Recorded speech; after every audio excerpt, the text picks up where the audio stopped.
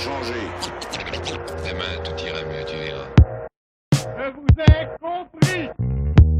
Je vous parle de solidarité avec les étudiants et les ouvriers, et vous me parlez travelling et gros blancs. Dépêchons-nous, je n'ai que quelques heures. Si vous êtes pris de désespérance, balayez tout cela. Oblige à comprendre au lieu de juger. Restez avec et gardez la tête haute. Bienvenue dans Un point nommé, le podcast qui part à la rencontre de ceux qui s'interrogent. Quel que soit leur âge ou leur profession, mes invités s'engagent et proposent une nouvelle manière d'appréhender la société. Mon invitée du jour est autrice, actrice, essayiste et metteuse en scène. Que ce soit sur scène, au cinéma, à la télévision ou à la radio, elle n'a pas la langue dans sa poche. Actuellement au Théâtre de la Pépinière et en tournée dans toute la France pour son spectacle Féministe pour hommes, elle mène une vie à 100 à l'heure. Aujourd'hui, c'est Noémie Delattre qui arrive à point nommé.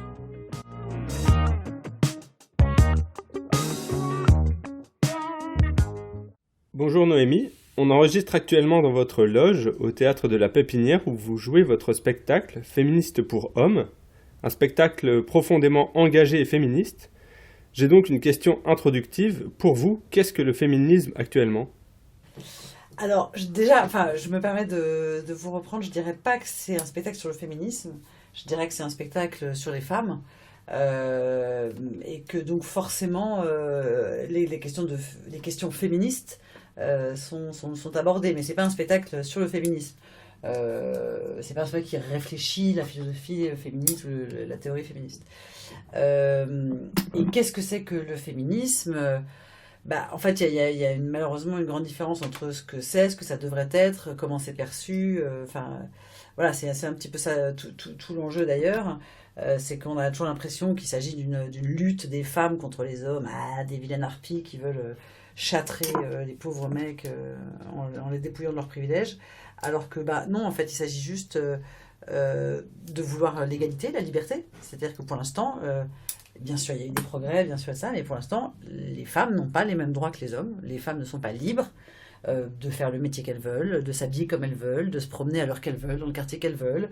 Elles ne sont pas libres d'avoir la carrière qu'elles veulent. Elles ne sont pas libres, tout simplement. Et donc, l'enjeu du féminisme, c'est de rétablir ça. Sauf que ce qui est chiant dans le mot féministe, c'est qu'il y a seulement le mot femme.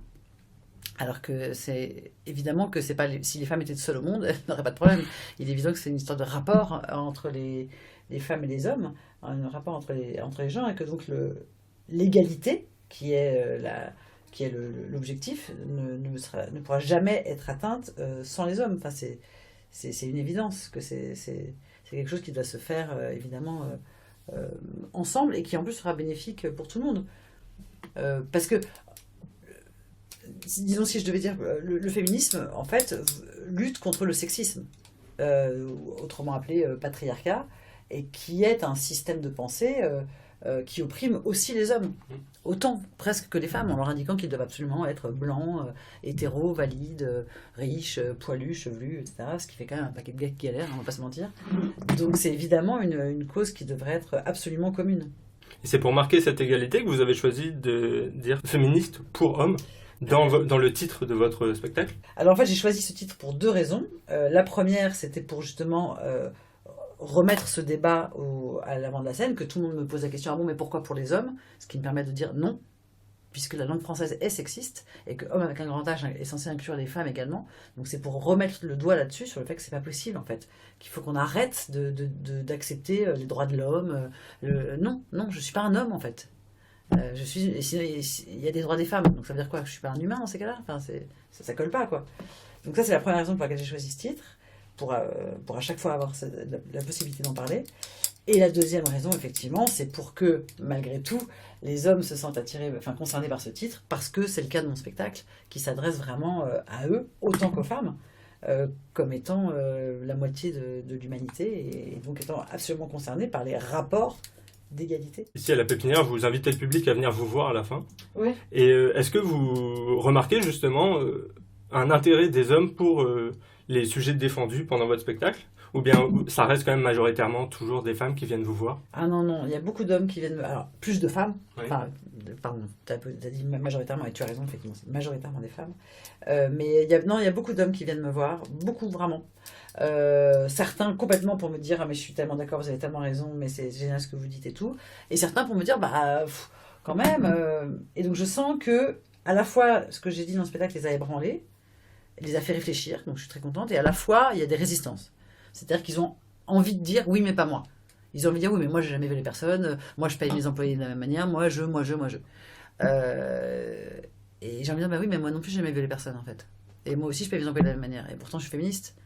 Pourquoi est-ce que ça serait que la responsabilité des femmes d'arriver à l'égalité? Et donc je sens qu'il y a évidemment des cas de gros macho-phallocrates dégueulasses, mais il y a surtout une immense majorité d'hommes et de femmes qui sont sexistes sans le savoir en fait.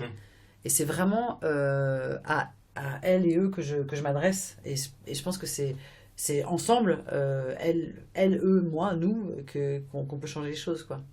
Est-ce que le rapport qu'ont les gens au spectacle est évolutif?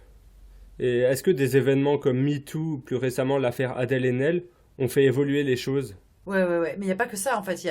Parce que dans mon spectacle parle de plein de sujets, enfin, essaye d'aborder en tout cas quasiment tous les sujets qui ont trait aux femmes. Et par exemple, sur les violences obstétricales et gynécologiques, sur ces choses-là, depuis que j'ai commencé le spectacle, il y a un rapport qui a été commandé par Marlène Schiappa, qui a été rendu, etc. Voilà, sur l'éducation, on commence il y a eu l'Académie française qui s'est rebiffée contre certains mots féminins, donc on en a parlé dans les journaux.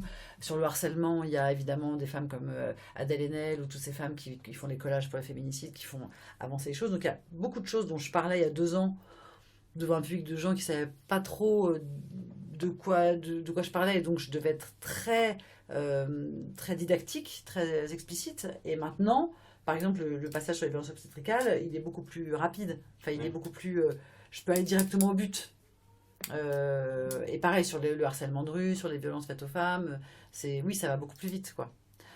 Et du coup, mon spectacle évolue. C'est-à-dire qu'il y a des choses dont je parlais pas il y a 2 ans parce que c'était trop tôt et qu'il y avait d'autres priorités dont je parle maintenant. Vous évoquiez il y a quelques instants Marlène Schiappa. Est-ce qu'il y a des gens de la classe politique qui sont venus voir votre spectacle? Alors Marlène Schiappa, alors là, je ne parle pas de la femme politique, je ne parle pas de son bord politique, je ne parle pas de ça, parce que je ne suis pas totalement en phase. Mais elle, cette personne-là, elle est quand même venue à une répétition à 10h du matin avec ses 2 gardes du corps au théâtre de 10h, au fin fond du truc, parce qu'elle avait entendu... Enfin voilà. Il est indiscutable que cette femme cherche, essaye. Vraiment, elle fait des tentatives, elle se renseigne, elle se bouge. Enfin, il y a une bonne volonté absolue, évidente et très admirable, je trouve. Après, j'ai joué dans des mairies, j'ai joué à la mairie de Bondy, enfin pour les agents de la mairie de Bondy, et donc j'ai rencontré la maire. Enfin, elle veut qu'on dise la maire, moi je préfère dire la mairesse, mais en tout cas, et des gens de son staff, donc là pour le coup je suis plus en phase en plus politiquement, mais bref, et en tout cas qui sont vraiment des gens formidables et avec qui on a décidé de faire des choses. Donc disons au niveau local, j'ai été contactée, pareil pour tous les agents de Loire-Atlantique, où j'ai fait un spectacle devant je crois 600 ou 700 agents et agentes de Loire-Atlantique, ou de la Seine-Saint-Denis, pareil. Donc voilà, localement il se passe vraiment des choses avec des élus, des gens avec qui de l'administration où en fait ils donnent à entendre mon discours à leurs employés, et ce qui contribue déjà à faire beaucoup. Et ça, vous le remarquez pendant toute votre tournée, parce que vous êtes actuellement aussi en tournée, et donc lors de toutes les dates, vous remarquez qu'il y a quand même... Oui, ça il y a un vrai truc. Et puis tous les jours, on me dit venez jouer dans les écoles, ça. Et donc là, moi je cherche, d'ailleurs, avis à la population, je cherche une entremise avec le rectorat pour faire ça. En fait, ce qui serait génial, c'est que dans toutes les dates de tournée que je fais dans les spectacles, dans les théâtres de France, il y ait, je sais pas, 50, 60, 100 places qui soient réservées pour les élèves collège-lycée des environs, à des prix vraiment... Donc moi, je suis prête à faire un gros effort, évidemment, sur ces prix-là, et que le rectorat prenne l'autre moitié. Et ensuite, moi, le lendemain, je vais gratuitement les rencontrer dans leur classe pour parler de ce qu'ils ont vu la veille. Ouais, d'accord. Et quand vous évoquez les scolaires, vous sentez qu'il faut prendre le problème à la racine? Enfin, que c'est à la base que le problème est... C'est sûr. C'est sûr, c'est parce que c'est trop, enfin, c'est presque trop tard après. Enfin, je veux dire, moi, je suis fascinée. Quasiment tous les matins, je dépose mon fils à l'école. Il est féministe, je le reprends le soir. Il est sexiste, quoi. C'est-à-dire qu'en une journée d'école, il a eu la tête farcie de clichés, de stéréotypes de genre. Il me dit des trucs, mon propre fils, il me dit des trucs, mais c'est monstrueux, quoi. Donc oui, bien sûr, c'est dès l'école. Enfin, même avant le collège, quoi. Mais pour ça, il faut former les instituts, les profs, il faut tout le personnel encadrant, parascolaire, etc. Et qui sont des gens qui sont juste pas formés.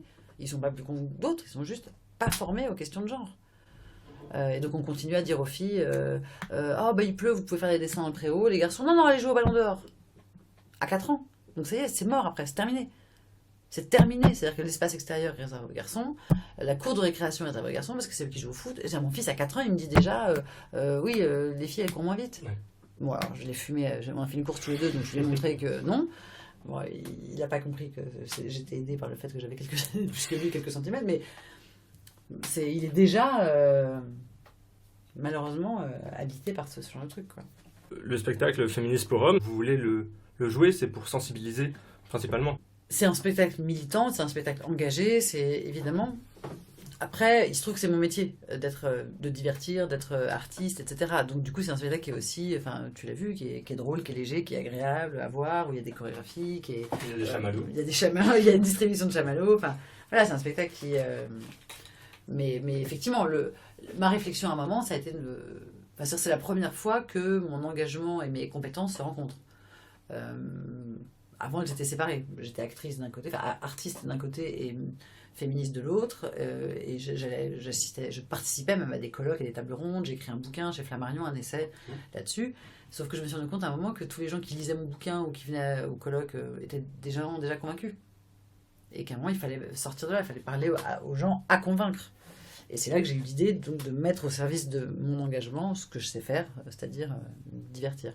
Et quand on crée un tel spectacle, on doit faire face à beaucoup de réticences. Ah bah surtout, t'imagines même pas. Moi, la première de mon spectacle a eu lieu 2 semaines avant l'affaire Weinstein. Ah oui, d'accord. Donc autant te dire que personne, quand j'ai dit que j'allais l'appeler Féministe pour hommes, tout le monde, enfin surtout mes proches, les gens qui me voulaient du bien, m'ont dit mais surtout pas, ne fais jamais ça, ne mets jamais le mot féministe dans ton spectacle, ça marchera jamais, c'est impossible, surtout ne fais pas ça et tout. Et ça a été... Après, j'ai eu beaucoup de chance de rencontrer, d'une part, parce que je l'ai d'abord créé à Toulouse, j'ai des amis qui ont un théâtre là-bas et qui m'ont fait une confiance aveugle sans même savoir c'est-à-dire qu'ils m'ont donné leur salle sans même savoir rien. Et puis ensuite, j'ai eu une fille qui s'appelle Jessie Varin, qui tient la Nouvelle Scène, qui est un théâtre sur une péniche devant Notre-Dame, qui est un super théâtre. Et elle qui a eu vraiment le clit de dire... c'est-à-dire qu'elle m'a engagée juste sur l'idée de ce que je voulais faire. Et après, je lui ai lu le texte, qui durait 3h20, qui était beaucoup trop long, et elle m'a engagée là-dessus. Je lui ai lu le texte en juin, qui était imbitable, et j'étais sur sa scène en octobre. Et après, ça a marché tout de suite. C'est ça qui est extraordinaire. Après, c'est Thibaut Houdinière, donc un mec en plus, producteur, qui a dit « Ok, je te signe tout de suite ». Enfin, après, c'était formidable parce que dans une époque qui restait encore très hostile, j'ai eu la chance de rencontrer tout un tas de gens extrêmement motivés, extrêmement courageux et courageuses, et qui se sont lancés là-dedans et qui ont investi du temps, de l'argent, de l'énergie, de la notoriété, enfin plein de choses. Donc c'est... Mais il y a quelques instants, vous disiez que le terme féministe, il ne fallait pas l'employer. Ouais. Et pourquoi, selon vous, aujourd'hui, c'est important de déconstruire tout l'aspect, tout ce qui peut faire peur autour de ce terme? Et comment on peut le déconstruire, justement? Parce qu'effectivement, le terme, il est pourri. Quelqu'un qui lutte contre le racisme, tu dis pas que c'est un négroïste. Ouais. Quelqu'un qui lutte contre l'antisémitisme, tu dis pas que c'est un juiviste. Pourquoi est-ce qu'on dirait féministe? Pourquoi est-ce que ça serait les gens bien qu'on devrait stigmatiser et nommer? Et puis en plus, c'est vrai qu'on n'est pas féministe, au sens où on n'est pas l'opposé de masculiniste. On ne veut pas la suprématie des femmes. Donc effectivement, le terme, il est pourri. Étymologiquement, il est pourri. Après, historiquement, c'est le seul qu'on ait. C'est le seul qu'on ait, c'est celui qui nous a donné le droit de vote, c'est celui qui nous a donné le droit d'avorter, le droit d'avoir un chéquier, sans demander la permission de notre mari, le droit de travailler, c'est fou, tous les droits qu'on a obtenus grâce à ce mot. Donc à la fois, j'ai évidemment pas du tout envie de m'en séparer, parce que ça dit quelque chose, parce que c'est important, et parce qu'à un moment, ça va, bon, bah, c'est le mot, c'est bon, on va se détendre 2 secondes, qu'est-ce qu'on a à foutre que ce soit le mot, quoi. Enfin, c'est le concept qui est important, et à la fois, je reconnais que, si étymologiquement, ce mot ne reflète pas la réalité de ce combat. Donc c'est un peu chiant, je reconnais. Et vous avez déjà pensé à d'autres termes qui, pour vous, paraissent... Oui, ouais, moi j'ai pensé à en fait, un acronyme qui serait, tu vois, les luttes contre le sexisme et la gynophobie, tu vois, les LSG, ou enfin, tu vois, des trucs comme ça, lutte contre le sexisme et la misogynie, LSM, enfin, tu vois, mais en tout cas, un truc qui regroupe effectivement les luttes contre le sexisme, la gynophobie, la misogynie, tu vois, après, il faut trouver un truc, mais quelque chose qui soit, où justement, où le mot n'est pas sur les personnes bien, les personnes normales, mais le mot est sur les connards et les connasses, quoi. Donc oui, je pensais à ça. Après, il y a égalitariste. Il y a plein de gens qui disent je suis pas féministe, je suis égalitariste. Ce qui m'emmerde là-dedans, c'est que la plupart des gens qui disent ça sont des gens qui sont en fait contre le féminisme et qui utilisent cette sémantique pour en fait balayer le concept avec le mot. Donc c'est pour ça que ça me fait chier. Mais en vrai, si on est dans un monde parfait, oui, je dirais que je suis égalitariste. C'est beaucoup mieux. C'est beaucoup plus juste, bien sûr. Pour un autre domaine, vous êtes très actif sur les réseaux sociaux, Instagram, avec des courtes vidéos, dans lesquelles, par exemple, une des récentes, c'est quand vous sortiez de votre séance de Star Wars. Je sors de Star Wars. Bon, bah, c'est super, bien sûr. Voilà, c'est vachement marrant. Et puis, voilà, c'est chouette, parce qu'effectivement, il y a des hommes, des femmes, des noirs, des blancs, des jaunes, des verts, de tous les machins, des homos, des hétéros, voilà, donc ça, c'est vraiment super. Donc on se dit quand même... Les Américains, ils ont beau faire des trucs un peu malins, quand même, ils progressent. Et puis après, il y a les sous-titres français. Voilà. Et c'est là que tu te rends compte que nous, on n'a pas beaucoup avancé. Et vous pensez qu'aujourd'hui, l'éducation et la sensibilisation, elle se fait par les réseaux sociaux ? Ah ouais. On m'a montré mes statistiques il n'y a pas longtemps, c'est hallucinant. Moi qui suis une daronne, j'aurais jamais cru ça, je sais même pas faire une story moi-même, enfin, je suis vraiment une handicapée, tu vois, des trucs. Je suis suivie par, je crois, 60% de moins de 16 ans. Enfin, c'est une parole que ces jeunes trouvent nulle part ailleurs. Même si leurs parents ont le même discours, ça reste leurs parents. T'écoutes pas tes parents. Oui. C'est impossible. Moi, je parle de cul, de clitoris, de machin. Jamais tu vas parler ça avec tes parents. C'est impossible. Donc même si leurs parents en parlent, c'est inaudible pour eux. Et de l'autre côté, à l'école, à la télé, machin, il n'y a pas de relais, quoi. Donc effectivement, je me rends compte, c'est un hasard, je me suis pas dit, tiens, c'est pas du tout une stratégie, mais je me rends compte que, au final, force est de constater que j'occupe une place qui était vacante et qui nécessitait vraiment, enfin, et d'ailleurs, il y a encore de la place pour d'autres, hein. Enfin, tu vois, je suis toute seule là-dedans et enfin, d'ailleurs, c'est pas vrai, je suis pas toute seule, parce que sur toute la sexualité, t'as maintenant tout un tas d'Instagrammeuses qui ont des comptes géniaux. Vous auriez des recommandations Ah ouais, bien sûr. Je m'emballe clito, t'as joui, collectif Junon, point de vulve, entre tes lèvres. Attends, faut que j'aille sur mon compte Insta pour voir ce que je suis, c'est plus simple. Comment je fais pour savoir qui je suis ? Ici. Et abonnement ? Ouais. Ah voilà. Alors, donc je m'emballe clito, je t'ai dit. Collectif Junon, Camille et Justine, The Fiona Schmidt, Point de vulve, Humans for Women, Ça va saigner, Equally Work, La Donzelle, elle est géniale, Gang du Clito, T'as joui, Tous solidaires, Mauvaise langue, Simone Média, Clit Révolution, Vive la vulve, Le cul nu, ah oui, Le cul nu c'est super, Du sang dans la culotte, Mystère et boule d'orgasme, Merci beaucoup, The Very Good Mother, c'est cool, Entre nos lèvres, Nikita Bellucci, donc ancienne ardeuse, mais qui est formidable parce qu'elle a un discours. C'est une voix qu'on n'entend pas assez, qui est super intéressante aussi. Puis c'est une fille super. T'es poli, c'est cool aussi. Sur les polyamours, c'est vraiment très bien. Pépite sexiste, bien sûr, qui est très marrant. Human Support, Camille Emmanuel, Révolution féministe, Cyclique. Il y en a pas mal, hein. Charlotte Abramoff, Amour solitaire, Langue noire, Wonder. High Weight, Combini, Brut, voilà. Vous évoquez souvent votre âge, que ce soit dans votre spectacle, là, juste à l'instant. Ouais. Et vous pensez que ça fait une grande différence qu'il Il faut souligner la différence d'âge entre justement des gens de 20 ans assez jeunes qui pourraient tenir ces comptes que vous venez d'évoquer. Enfin, c'est vrai que certaines personnes sont assez jeunes, et vous qui êtes plus âgés. Oui, je pense que ça a du sens. Parce que contrairement à une vie d'homme qui est relativement linéaire, une vie de femme est extrêmement cyclique. Et qu'on le veuille ou non, notre corps nous rappelle en permanence. D'abord, on commence à avoir nos règles.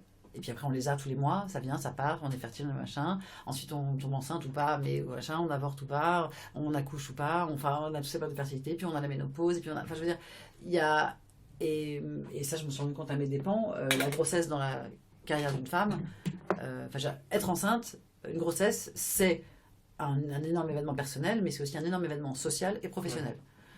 Extrêmement délétère la plupart du temps, voilà. Donc oui, je pense que c'est important de préciser effectivement à quel moment de la galère de femme on est.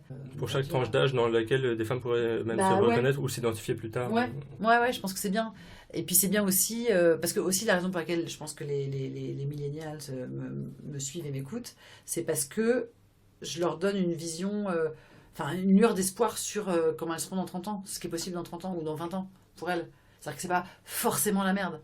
Enfin, non, mais tu vois. Oui. Et je pense que c'est ça aussi qui les soulage. C'est de voir qu'il y a moyen, quoi. Et que c'est entre leurs mains et qu'elles vont y arriver. Et puis aussi parce que je l'assume. Parce que je trouve ça cool d'avoir 40 ans. Je me trouve beaucoup plus belle et beaucoup plus cool aujourd'hui qu'il y a 10 ans. Et encore plus qu'il y a 20 ans. Ça aussi, c'est quelque chose imposé par la société, d'avoir honte de son âge. Ouais. Et alors moi, pour le coup, pas du tout, quoi. Vraiment, je surkiffe d'avoir 40 balais. Et je trouve ça très sexy d'avoir 40 ans. Non, c'est vrai. Et quand on vient vous voir à la fin des spectacles, justement, les plus jeunes, leur point de vue et ce qu'elles ressentent, c'est essentiellement pessimiste, où il y a quand même des lueurs d'optimisme par rapport à leur place. Alors, il y en a plein qui se bougent, qui font des choses, qui prennent en main, donc ça veut dire qu'elles ont quand même, puisqu'elles sont actives et qu'elles agissent, ça veut dire qu'elles ont quand même l'énergie et l'espoir, sinon elles ne feraient rien. Mais il y a beaucoup de larmes. Enfin, je veux dire... 2 sur 3 viennent me voir à la fin en pleurant. Et soit elles pleurent sur leur propre sort en disant « Putain, mais là où je vis, il se passe ci, il se passe ça, et je suis toute seule, je suis la seule à me battre pour ça, je suis la seule à penser ça, et je suis ostracisée, je suis machin, etc. » Soit pour leur pensée féministe, soit pour qui elles sont, parce qu'elles vont être transgenres, parce qu'elles vont être homo, parce qu'elles vont être un peu masculines, parce qu'elles vont jouer au foot, parce qu'elles ne sont pas dans exactement le tout petit endroit auquel on les a assignées. Donc soit pour ça, soit parce qu'elles sont en empathie sur tout ce qui se passe dans le monde, elles se disent on va jamais y arriver, quoi. Enfin, heureusement qu'elles sont révoltées à 15 piges, parce que sinon, tu vois, elles ne le sauront jamais. Donc je suis désolée pour elles qu'elles en chient, mais tant mieux, parce que c'est de la bonne graine. Ça veut dire que dans quelques années, elles auront agi, elles auront fait, et que grâce à elles, les choses auront changé. Quand vous voyez les vidéos que vous faites, ou même un retour sur vos différents spectacles, vous vous considérez comme engagé ? Ouais, tout à fait. Oui, je me considère tout à fait comme engagée. Je suis pas... je pourrais pas dire que je suis militante parce que je suis pas dans une association, je suis pas encartée, je suis pas... j'ai beaucoup de respect et d'admiration pour les militantes et justement, je veux pas... elles ont une forme d'engagement qui est bien supérieure au mien et tu vois... Et voilà. Après, oui, si, je suis très, très engagée. Enfin, je passe énormément de temps et d'énergie... à œuvrer pour essayer de changer les choses. Donc, oui, si. Et est-ce que être féministe, c'est forcément être engagé ? Je pense que, après, tout est une question d'époque. Enfin, je veux dire, être contre l'antisémitisme aujourd'hui, c'est presque une évidence. L'être en 39, oui, c'est un putain d'engagement. Enfin, je veux dire, tu vois, toute une question de contexte. Et je pense que là, on est dans une époque où être féministe, c'est forcément un engagement. Enfin, je veux dire, le sexisme est tellement partout, tout le temps. Tu passes ton temps à agir, même petitement, même juste avec ton entourage. Mais oui, je pense qu'aujourd'hui, le féminisme est forcément un engagement. Mais ce qui ne veut pas forcément dire un militantisme, tu vois. Mais un engagement, oui, je pense que... qu'en tout cas, il faudrait que ça le soit. D'accord. Que là, on est... Tu vois, c'est comme... Oui, effectivement, c'est des gens qui se plaignent de... on ne peut plus faire de blagues, on ne peut plus draguer dans la rue. Oui, c'est vrai. C'est vrai que ça va être un peu chiant pendant un an de... Ouais. Mais tu sais quoi, si ça sauve 1 million de femmes, on va bien se foutre de nos blagues sur l'oreille pendant un an et puis ça va aller, quoi. On va se détendre, c'est pas grave de pas faire des blagues, de pas faire toutes les blagues qu'on veut. Enfin, tu vois, il y a pire. On n'est pas sur de la censure, là, on est juste en train d'essayer de sauver. Une femme, toutes les 8 minutes, une femme est agressée sexuellement en France. Toutes les 8 minutes. Tous les 2 jours, une femme meurt sous les coups de son conjoint. Je te parle même pas de celle qui meurt sous les coups d'autres mecs. Enfin, c'est terrifiant. Enfin, je veux dire, des femmes partout dans le monde et en France sont agressées, violentées ou tuées parce qu'elles sont femmes tous les jours. Mais la preuve aussi que certains humoristes n'abordent pas du tout ce genre de blagues et pourtant arrivent très bien à faire rire. Bah oui, donc c'est bien la preuve qu'on peut faire sans, quoi. Alors moi, un truc qui m'a particulièrement frappé, que ce soit dans votre spectacle ou même dans votre essai, Ouais. c'est l'acceptation de son corps. Et donc vous ne cachez pas que vous avez par exemple pu faire de la chirurgie. Et selon vous, comment est-ce qu'on peut, en plus de séries, de livres, comment est-ce que les jeunes actuellement pourraient retrouver confiance en leur corps? Mais en fait, ça rejoint ce que je te disais tout à l'heure. En fait, je pense qu'il n'y a pas 1000 problèmes différents. Il n'y a pas d'un côté le corps, d'un côté les salaires, d'un côté... Je pense que tout ça est un seul et même problème, qui est le sexisme. Et en fait, je pense qu'il faut s'attaquer au sexisme dès l'école. Parce que tout ça, c'est le fruit du sexisme. S'il n'y a pas de sexisme, il n'y a pas ce problème. Je veux dire, si la société ne considère pas le corps des femmes comme étant un objet à la disposition des hommes, ce qui est la base du sexisme, alors ces problèmes n'existent plus. Moi, il y a un truc que j'avais envie de faire, c'était de changer la devise républicaine française. Et pourquoi ? Parce que d'abord, elle est sexiste, hein, fraternité, c'est les frères. Hein. Et surtout parce que du coup, ça obligerait à retoucher tous les frontons de toutes les maternelles de France. Et que du coup, les élèves seraient obligés de poser la question, et les profs aussi, les instituts. Alors c'est quoi ? Pourquoi ? Voilà. Et que du coup, ça amènerait cette question et ce sujet à l'école, qu'on le veuille ou non. C'est fou comme notre République, comme nos institutions, comme tout, notre langue, tout est sexiste et que tout le monde s'en fout. Mais donc on espère qu'il y a quand même encore un peu d'espoir, que ce soit dans une nouvelle forme d'éducation ou une société qui évolue. Ouais, moi j'ai d'espoir, hein. Sinon je ferais autre chose, tu vois. Donc, bien sûr, j'ai d'espoir, mais en revanche, j'ai pas d'espoir à court terme. Non. Je pense qu'on a un espoir sur la génération qui n'est pas encore née, quoi. La génération qui naîtra dans 10-20 ans, peut-être cette génération, on y arrivera, ouais. Mais justement, comment on fait pour enseigner des valeurs telles que celles que vous défendez à des enfants, ou à un enfant justement qui a 4 ans? Comment on lui inculque ça? En fait, je sais, j'en sais rien. J'en sais rien. En tout cas, ce que j'essaie de... Enfin, mon fils, il est trop petit pour que je lui inculque. Il est trop petit pour que je lui parle de valeurs, etc. La seule chose, c'est qu'à chaque fois... C'est que d'abord, tu vois, par exemple, on joue à « Je te tiens pour la barbichette ». Lui et moi. Donc, un homme, une femme. Et la chanson, c'est « Je te tiens, tu me tiens ». Le premier de nous deux qui ira a une tapette. Donc là, par exemple, moi, je lui dis « Le premier ou la première de nous deux ». Voilà. Et donc, la première fois, il l'a et maintenant, il le dit. Maintenant, c'est lui qui me reprend quand j'oublie de le faire. Parce que parfois, j'oublie, il me dit « Le premier ou la première de... » Tu vois. Donc, ça passe par des choses comme ça. Ou quand il me dit « Les filles courent moins vite », démonstration immédiate que non. Et je lui ai montré des vidéos. Je fais exister tout le temps, partout, les femmes autant que les hommes. Donc j'essaye de faire ça, mais c'est vrai que c'est déconstruit tellement vite à l'école que... Donc c'est un travail qui, comme on disait... Quotidien. Quotidien. Enfin même, il n'y a pas de mot pour dire heure par heure, mais c'est un travail, c'est H24, quoi. C'est la vigilance en permanence, et surtout sur soi-même, parce que moi, évidemment, je suis comme tout le monde, je suis... totalement baignée de sexisme. Donc moi-même, j'ai hyper souvent des réflexes. Enfin, je me souviens notamment avant d'être maman, avant d'être en tout cas enceinte, je me rends compte maintenant comment j'ai traité les femmes enceintes autour de moi.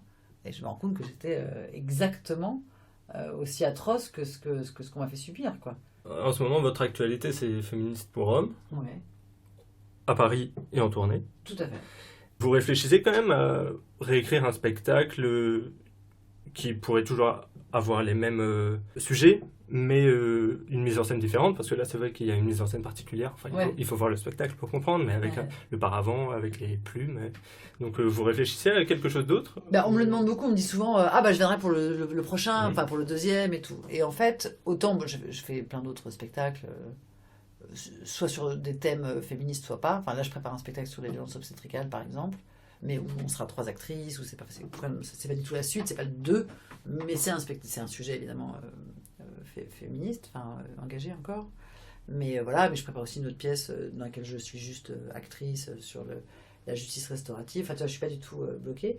Mais en tout cas, pour une suite de ce spectacle, non. C'est-à-dire que tant que la France entière ne sera pas intimement convaincue de tout ce que je dis dans ce spectacle, je serai obligée de continuer à le jouer, quoi. Enfin, tu vois, je vais pas... Tant que tout le monde ne sera pas convaincu, je serai obligée de continuer à le jouer. Donc j'ai bien conscience que je pense que je vais jouer jusqu'à ma mort. Mais ça me va. En fait, j'ai décidé que ça serait ça. Donc du coup, là je le joue beaucoup en ce moment, mais à partir de l'année prochaine, je vais commencer à le jouer, tu vois, peut-être moins souvent, dans des salles plus grandes, pour pouvoir faire d'autres choses en même temps. Mais que du coup, je pense que c'est un truc que je vais jouer, oui, toute ma vie. Et qui évoluera en même temps que la société, en même temps que moi. Mais tu vois, je suis très impatiente, par exemple, de le jouer vieille, ce spectacle. Je pense que ça peut être extrêmement intéressant de voir quel rapport avec mon corps, avec la séduction, avec, tu vois, avec la nudité, tu vois. Et je pense que ça peut être des choses vraiment super. Enfin, je suis très impatiente de ça. Et je pense que c'est un spectacle qui aura du sens. J'adorerais le jouer enceinte, par exemple, pour questionner ça, le corps d'une femme enceinte. Donc, non, enfin, il n'y aura pas... Je suis absolument certaine qu'il n'y aura pas de deuxième spectacle comme ça. Ça se trouve, dans 15 ans, il aura le même titre et le machin, et il n'y aura plus un mot en commun tellement ça aura évolué. Mais ça sera, pour moi, ça ne sera pas un deuxième. Ça sera, c'est cette histoire-là, tu vois, qui évolue, qui avance en même temps que tout le monde, quoi. Et donc pour conclure, qu'est-ce qu'on peut espérer pour le futur, que ce soit pour ces causes ou bien même pour vous ? Une vraie prise en... donc j'ai l'air de me répéter, hein, mais parce que je suis cohérente. Une vraie prise de conscience du problème, enfin du sexisme. C'est-à-dire que vraiment, l'État, le gouvernement, les pouvoirs publics, que tout le monde, l'opinion publique, que tout le monde, de la même manière qu'il y a une journée pour ceci, qu'il y a une journée mondiale contre le sexisme, ou en tout cas une journée nationale contre le sexisme, qu'il y ait des formations pour tous les instituts de France, tous les profs de France, tous les personnels administratifs, tous les fonctionnaires, que tout le monde soit formé aux questions du sexisme. Tout le monde.